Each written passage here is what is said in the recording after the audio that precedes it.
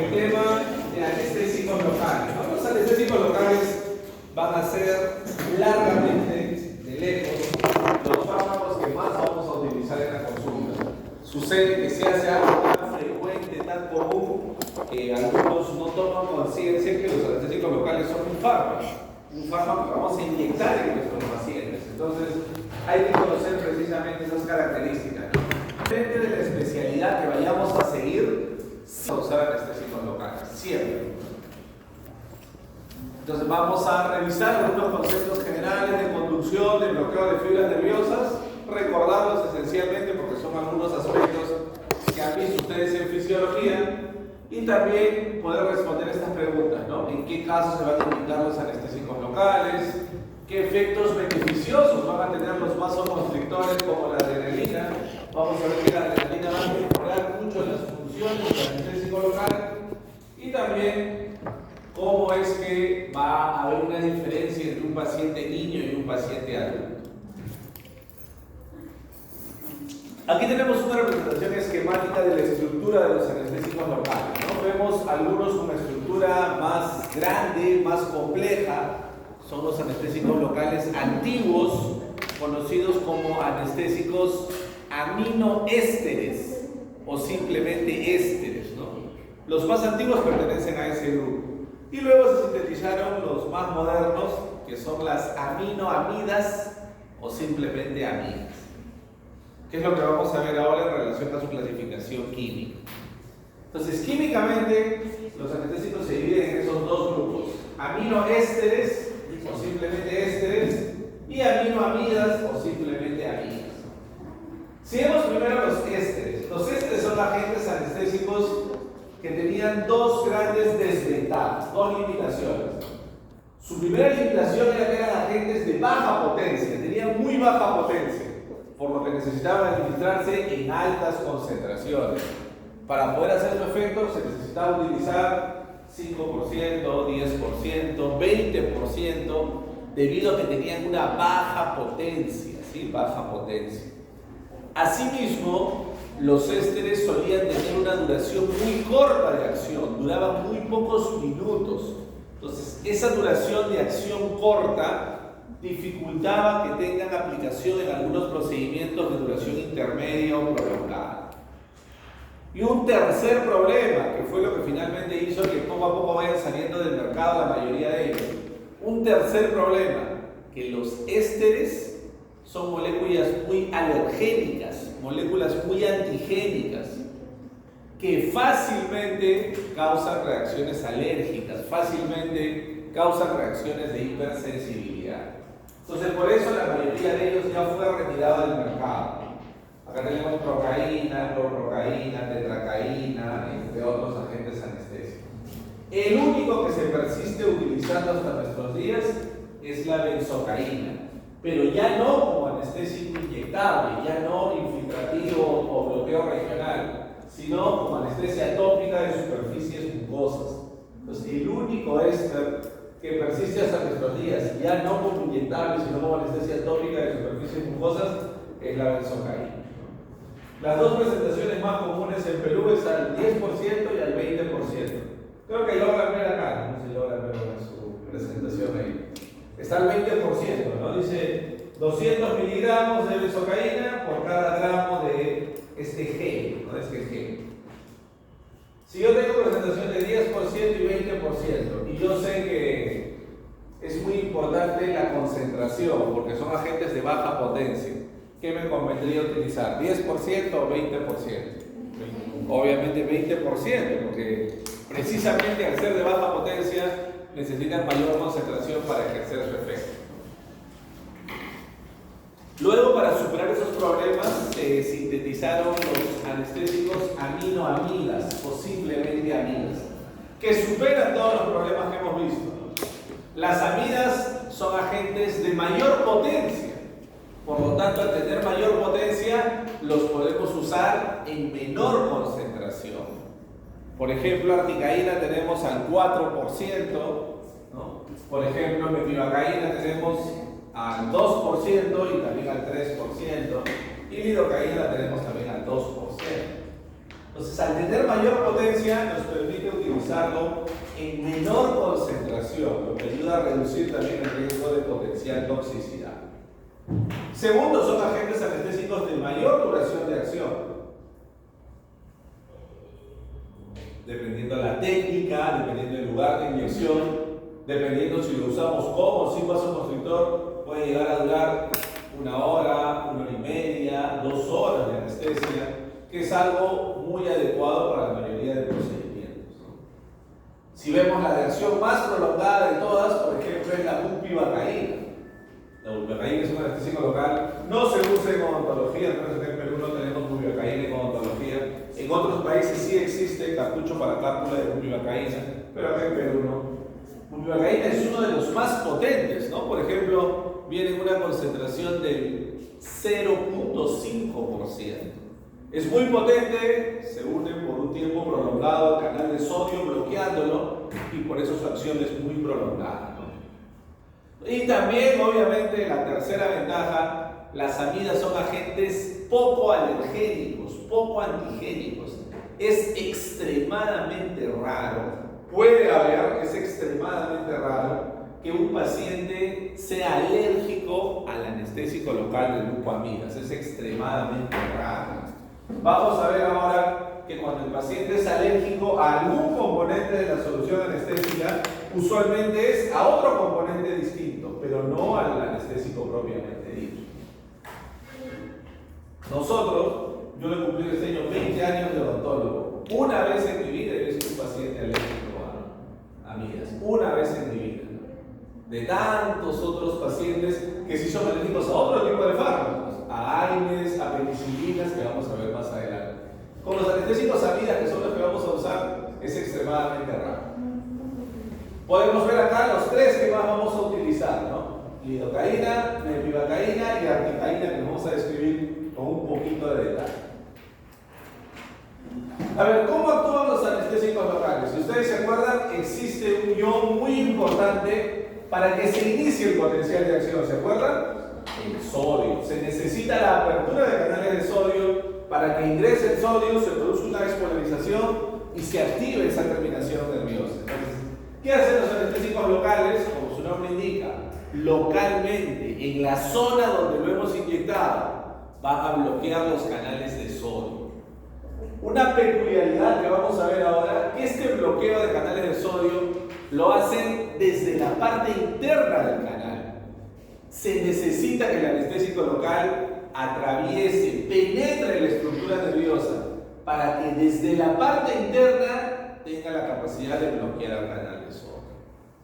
Obviamente, al bloquear el canal de sodio no se inicia ni tampoco se conduce el estímulo nervioso. A ver, por ejemplo, acá tenemos de forma esquemática, ¿no? Acá, por ejemplo, en el panel A, en la parte superior, tenemos qué es lo que sucede normalmente. Por un momento olvidémonos que acá dice anestésico local, no olvidémonos que dice anestésico local. Yo tengo un determinado estímulo, puede ser un estímulo físico, un estímulo térmico, y ese estímulo se convierte en una actividad eléctrica. Los distintos tipos de receptores del dolor hacen que ese estímulo produzca la apertura de canales de sodio. Ingresa sodio, se produce un potencial de acción y esa actividad, ese estímulo, se convierte en actividad eléctrica. Y se conduce la información en un primer momento hacia el asta posterior de la médula espinal y finalmente hacia centros superiores para que el paciente perciba el dolor. Esto es lo que pasa, molecularmente esto es lo que pasa. Cuando yo activo la terminación nerviosa, ¿qué sucede? Se abre un canal de sodio, ingresa sodio, como les decíamos, al utilizar sodio, se produce un cambio en la polaridad de la membrana, ¿no? Se produce una despolarización. Se activa la terminación nerviosa y continúa conduciéndose el dolor. Pero a ver, ¿qué sucede acá? En el siguiente nivel, acá, en la figura C. ¿Cuál será, jóvenes, nuestro pH normal de nuestro organismo? El pH normal de nuestro medio interno, ¿se acuerdan? Es 7.4, ¿no? Es un pH alcalino, 7.4, ¿no? Más o menos 0.02. 7.4. Entonces, ¿Qué pasa cuando yo coloco el anestésico local lo más próximo, lo más cercano al nervio que yo quiero anestesiar? Ese anestésico local, cuando yo lo coloco en un pH alcalino, yo coloco el anestésico local en un tejido que tiene pH alcalino, ¿qué pasa con ese anestésico? Es un anestésico amida, como dice acá, ¿no? Para que se ponga anestésico amida. Lo coloco lo más próximo, lo más cercano al nervio que quiero anestesiar. Esto está representando a la membrana de esa fibra nerviosa. Entonces yo coloco el anestésico local lo más cerca. Si el anestésico local está en un pH alcalino, lo que va a pasar es que la mayor parte del anestésico local se convierte en anestésico local no ionizado. No ionizado. Que es un tamaño de molécula más pequeño. Es un anestésico que va a ser liposoluble. Entonces, en un pH alcalino, el anestésico local va a predominar en forma no ionizada, sin carga eléctrica. Se vuelve liposoluble. Y solamente un porcentaje muy pequeñito se convierte en anestésico ionizado. Anestésico ionizado que no es liposoluble, va a ser hidrosoluble. Por lo tanto, no puede atravesar la membrana. Pero como estamos acá en un pH fisiológico, lo que predomina es la forma no ionizada, la forma liposoluble. Obviamente, si es liposoluble, ¿qué va a pasar? Como vemos acá, que va a atravesar la membrana, atraviesa la membrana, ingresa al interior del citoplasma neuronal y desde la parte interna bloquea el canal de sodio. ¿Sí? Bloquea el canal de sodio. Muy importante entender que para que se pueda bloquear el canal, ese bloqueo solo se puede hacer desde la parte interna del canal de sodio. ¿Se entendió, jóvenes? ¿Sí? Más o menos. ¿Se entendió? Próximo signo entendemos mejor. ¿Sí? ¿Se entendió?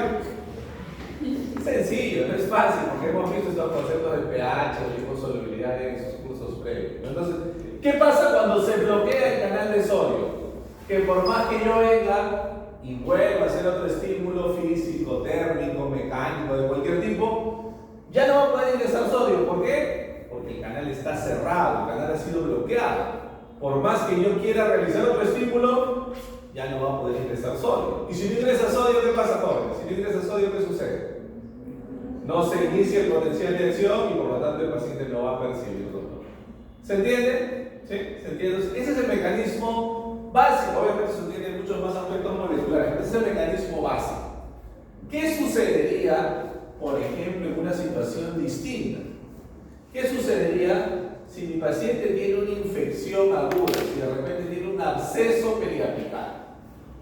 Y yo coloco anestesia local en ese tejido que está con una infección. En una infección aguda el pH es ácido, puede ser 2, puede ser 3. Imaginemos un pH ácido, un pH de 2, ¿sí? Muy ácido de 2, un tejido infectado. ¿Qué pasa cuando el anestésico local se coloca en un tejido infectado?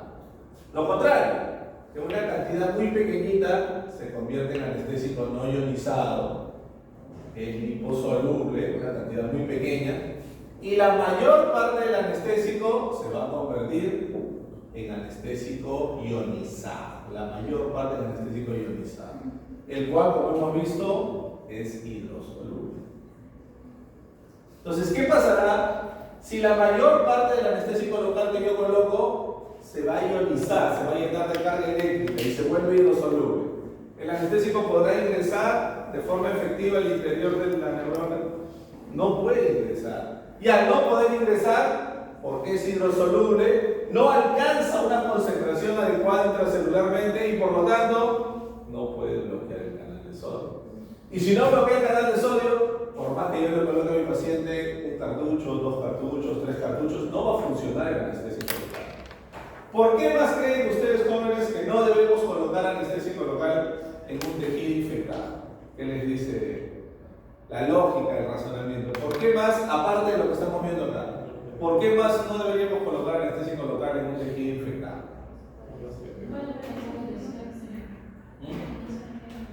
Obviamente, ¿no? Porque se puede diseminar la infección. Pasaba mucho eso, ¿no? Que venía un paciente con un absceso periapical, un absceso periodontal, y se le hacía la extracción así. Pero ¿qué pasaba? El absceso es una acumulación de pus, una estimulación del pulso. Localizada. ¿Qué pasa si yo al ver que no funciona el anestésico local trato de inyectarle e infiltrarle por todos sitios? ¿Qué voy a hacer con esa aguja? Esas bacterias que están localizadas en un solo lugar, las voy a empezar a diseminar y colocar en planos más profundos. Entonces al paciente en ese momento, si a la fuerza, se agarra bien, a la fuerza le hago la extracción, le va a aliviar un poco, porque a veces por el mismo alveolo cae la pus, la secreción sale por el alveolo. Pero ¿qué va a pasar con esa aguja que le he tratado de inyectar por todos lados? Que al día siguiente el paciente va a estar con una infección más compleja, ¿no? O un absceso facial o una celulitis facial. Entonces, los dos motivos principales por los cuales no se debe colocar anestésico local. Primero, porque no funciona en un tejido infectado. Y segundo, porque obviamente eso nos hace incrementar el riesgo de diseminación de la infección. Si han visto, ¿no? Antes era extremadamente raro, pero ahora cada año salen 2 o 3 casos de alguien que se murió por una infección odontogénica. ¿Vieron? Se ve un par de veces en las noticias. ¿Sí? No sé si vieron. Una persona extranjera vino, se atendió en un consultorio, creo que por Chorrillos me parece. Le hicieron extracción de tercer molar, se complicó, tuvo una infección. Tardíamente acudió al centro de salud, no la podían atender, la llevaron al hospital, ahí se llegó, se murió. Por una extracción de tercer molar. Las extracciones de terceros molares son procedimientos de mediana complejidad. Un odontólogo general bien preparado lo puede hacer sin problemas, pero tiene mediana complejidad. Una extracción de tercer molar que se infecta, esa infección fácilmente, ¿se acuerdan? Por planos anatómicos, fácilmente progresa a espacios cervicales. Y se puede ir a espacios submandibular, sublingual, mendoniano. Se hace una angina de Ludwig y el paciente se muere por obstrucción respiratoria. Entonces hay que tener bastante cuidado con eso. No diseminar las infecciones. A ver. Sucede también, jóvenes, algo importante. Los anestésicos locales van a bloquear distinto tipo de sensibilidad. No solamente la sensibilidad al dolor, sino distinto tipo de sensibilidad. Felizmente para nosotros, las fibras que son más sensibles, las que se bloquean más fácilmente, son las fibras del dolor. Las más sensibles. Fácilmente, con un volumen pequeño de anestésico local, yo bloqueo las fibras nociceptivas, bloqueo las fibras del dolor. Son las más sensibles, las que requieren la menor cantidad de anestésico local. ¿Ustedes ya llevan cirugía, jóvenes? ¿Han hecho alguna exodoncia? No, todavía no. Ojalá que nosotros no les digamos.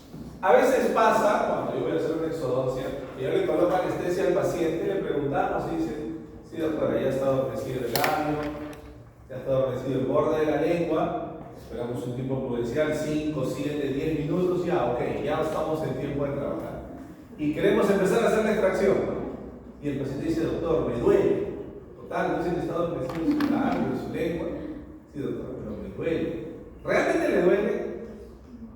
Más que me duele, doctora, siento como está girando mi diente, cómo está jalando mi diente, cómo me está presionando. Y eso es porque nos quedamos en el primer nivel, solamente bloqueamos fibras del dolor.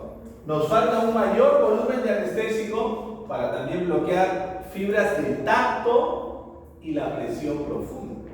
Es diferente que yo vaya a hacer una restauración, una curación convencional, ahí necesito solamente bloquear el dolor. Diferente a que vaya a hacer una exodoncia, donde necesito mayor bloqueo, ya no solo del dolor, sino también del tacto y de la presión profunda.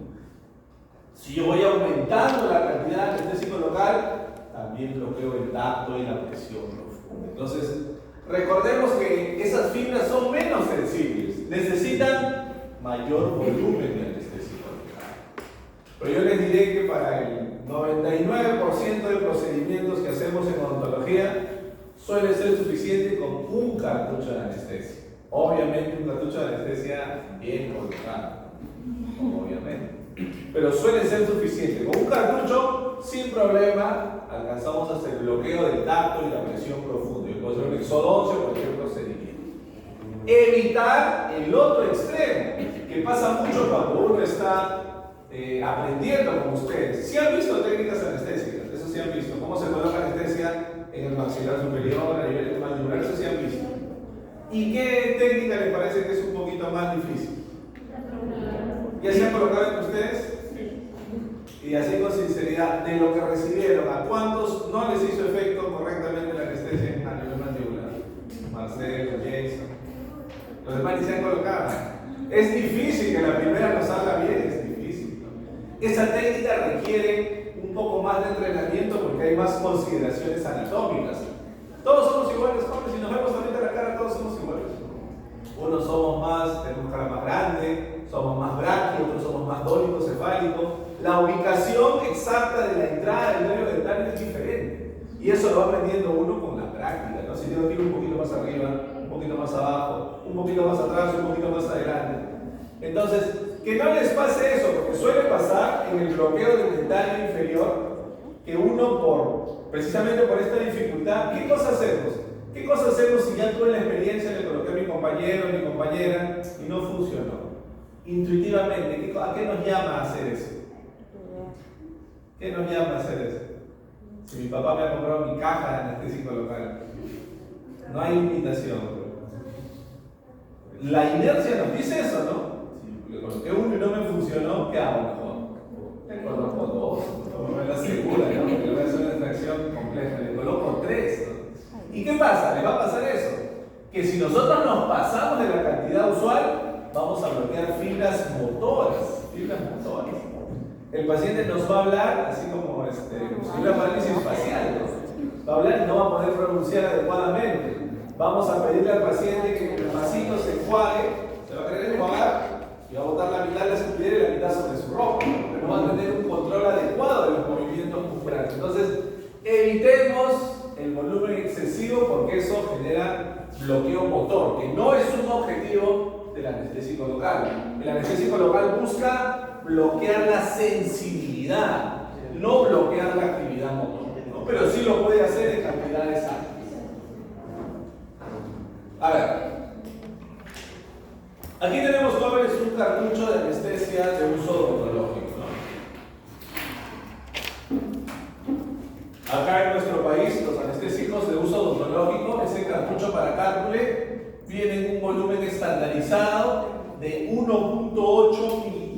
De 1.8 mililitros. Es un volumen ya estándar, ¿no? Ese cartucho puede llegar a tener hasta 6 componentes. El primer componente es el principio base. El principio base. ¿Qué será el principio base? Es el anestésico local propiamente dicho. El principio base es el anestésico local propiamente dicho. Aquel componente que se va a encargar de bloquear los canales de sonido, ¿no? ¿Quiénes tenemos acá? El más usado, lidocaína. Por ahí también, para algunos casos especiales, mepivacaína. Y el anestésico, entre comillas, nuevo acá en nuestro país, pero en otros países ya se usa hace muchos años, incluso está siendo el más usado en muchos países ya del primer mundo, articaína. Salud. Entonces, el principio base es el anestésico local propiamente dicho. Luego tenemos el segundo componente. El segundo componente es el vehículo. El vehículo, ¿a qué le suena el vehículo, jóvenes? ¿A qué suena el vehículo? Transporte, ya, más o menos. Pero ¿cómo lo podemos aplicar acá? ¿Cómo lo podemos aplicar al anestésico local? ¿Cómo? Solvente, claro, perfecto. El vehículo es aquel componente que permite que el anestésico local esté disuelto, esté en solución, que sea líquido. Y que eso va a permitir que nosotros ese anestésico local podamos inyectarlo en nuestro paciente. Sea por técnica infiltrativa, por bloqueo ocular, lo podemos inyectar. El vehículo más utilizado es el suero fisiológico, ¿no? El suero fisiológico. Se utiliza también a veces agua destilada, pero el que más se utiliza es el suero fisiológico. Luego tenemos el tercer componente. El tercer componente es el corrector de pH. ¿Regulador de pH o corrector de pH? Esto es importante porque la solución anestésica local se debe mantener en un determinado rango de pH. ¿Qué pasa si el pH de la solución anestésica local es demasiado alto, demasiado alcalino? Si es 8.5, 9 o más de 9, si es muy alto, muy alcalino, su fecha de vencimiento será muy corta, su fecha de caducidad será muy corta, durará solamente 2 o 3 meses. Lo que no es conveniente porque esto no es práctico ni de forma comercial ni tampoco de forma aplicativa. ¿Y qué pasa si nos vamos al otro extremo? ¿Qué pasa si el pH es muy bajo, muy ácido? ¿Qué decíamos que pasaba si el pH es muy ácido? El anestésico local se ioniza, se llena de carga eléctrica y no funciona. Entonces, no nos conviene ninguno de los extremos de pH, ni muy alto ni muy bajo. Entonces necesitamos este regulador de pH, este corrector de pH. Se utilizan pequeñas cantidades de ácido clorhídrico y pequeñas cantidades de hidróxido de sodio, ¿no? Un ácido y una base. Por eso se darán cuenta ustedes cuando vean su anestésico local y vean los ingredientes que siempre dicen clorhidrato de lidocaína o clorhidrato de metilvacaína o clorhidrato de articaína, porque es una sal que se está formando utilizando el corrector ácido clorhídrico y empleando el respectivo principio activo, ¿no? Por eso es clorhidrato. Siempre que vea va a decir clorhidrato de lidocaína o clorhidrato de metilvacaína o clorhidrato de articaína. El cuarto componente es el coadyuvante, ¿no? El coadyuvante. Como su nombre indica, el coadyuvante será aquel componente que va a mejorar las funciones del anestésico local.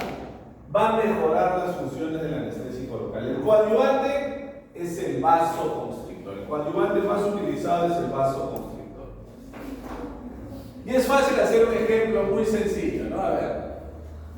Si yo coloco, por ejemplo, acá, lidocaína sola, lidocaína 2% sin vasoconstrictor. Y aquí coloco lidocaína 2% con vasoconstrictor, digamos con epinefrina, adrenalina o epinefrina, en la concentración de 1 en 100.000. 1 en 100.000. A ver.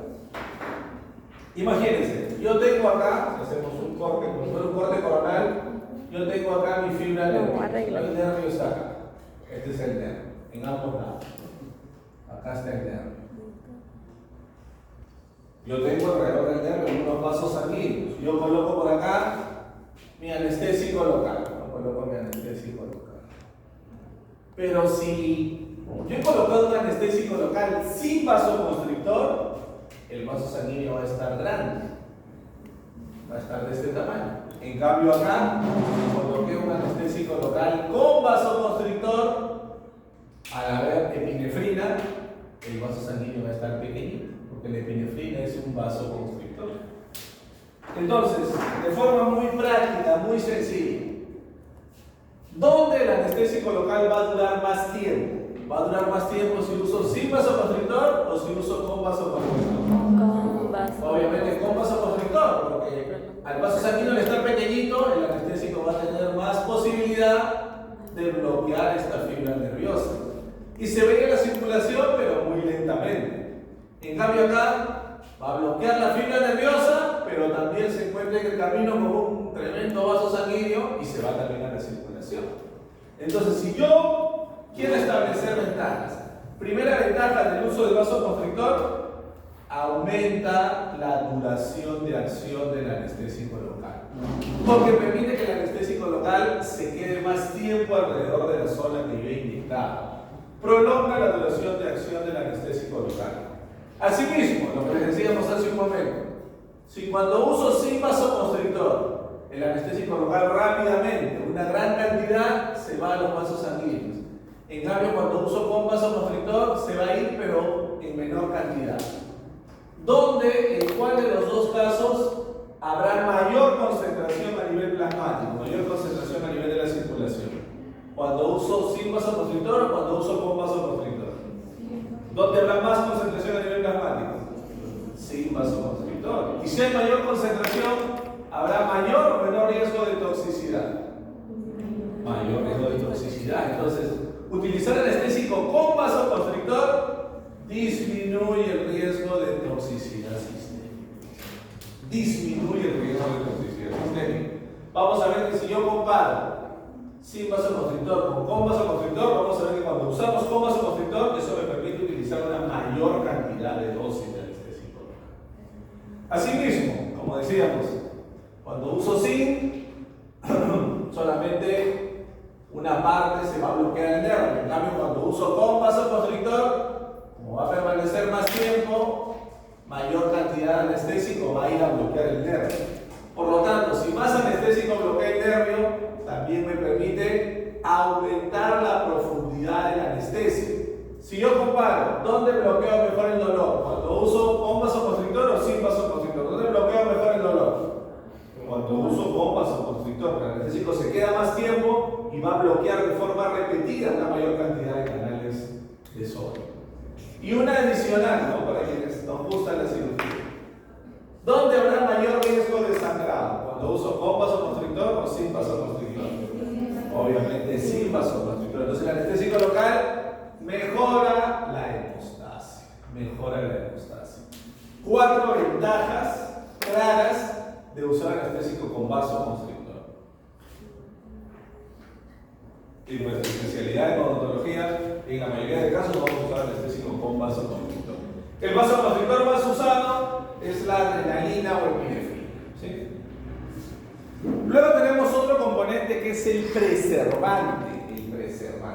El preservante es aquel componente que tiene por finalidad mantener la esterilidad de la solución, que la solución se mantenga estéril, que no se contamine, ¿sí? Sin embargo, en el caso